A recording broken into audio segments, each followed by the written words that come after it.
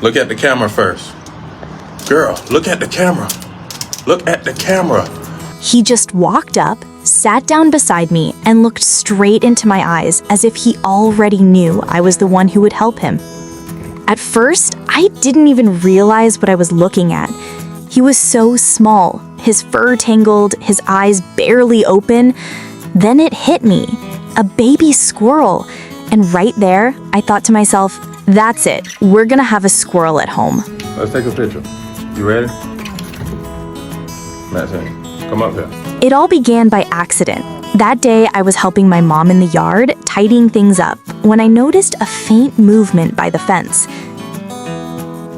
Lying there, barely breathing, was a tiny squirrel, no more than 4 weeks old. He wouldn't have survived on his own. I scooped him up, wrapped him in an old t-shirt, and carried him inside. My name is Richard. They say the best for last, but I'm the OG squirrel. When I showed my mom, she thought I had brought home a kitten. But when she looked closer, her eyes widened. "It's a squirrel," she whispered. Without wasting time, we searched for every bit of information we could find on how to care for him. We started bottle feeding him with a pipette, keeping him warm with a hot water bottle and making sure he stayed hydrated. We named him Richard. The first few days were tense. He hardly moved and slept most of the time. I woke up at night to feed him, afraid he wouldn't make it. But slowly, he grew stronger. Soon, Richard was darting across the sofa, leaping on pillows, and even trying to perch on my head. His curiosity was endless, and he was surprisingly trusting. He would climb into our hands, curl up, and fall asleep in our palms. That trust was enough to melt anyone's heart.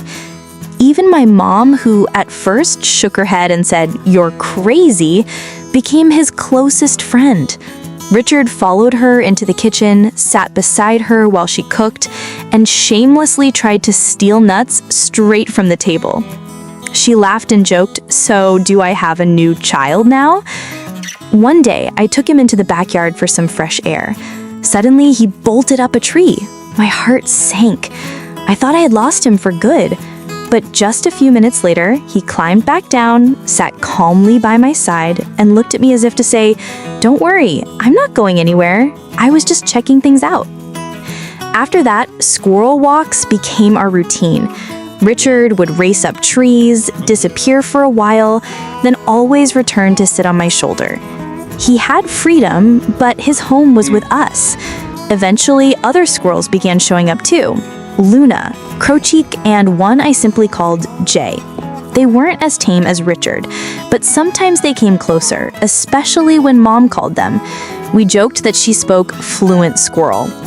Today, Richard is all grown up, bigger, fluffier, wiser. He doesn't leap across tables or steal nuts anymore. But every morning, without fail, he climbs down from the trees, waits patiently at the doorstep, and sits with me in silence for about 10 minutes before heading off again. And in those quiet moments, I can't help but feel he understands everything. He just chooses not to say it.